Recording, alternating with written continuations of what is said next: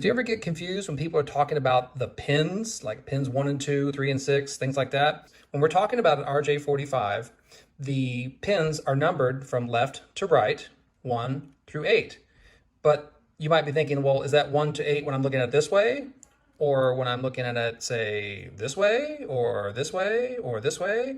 The best way to remember this is, imagine that you're standing in front of a patch panel or a switch, and you've got a cord in your hand and you're getting ready to plug it in. When you're getting ready to plug it in and you're holding it with the gold pins facing away from you, the far left is 1 and the far right is 8. So some common things you'll hear people say things is the Ethernet is only 10100, so therefore it's only using pins 1 and 2 and 3 and 6. Or they're saying, well, you know, that cable is only being used to carry an analog voice path, which means it's only using 4 and 5. Or they might say it's a T1 cable, which means it's using 1 and 2 and 4 and 5. So all we're doing is we're just going from left to right with the cable facing away from us.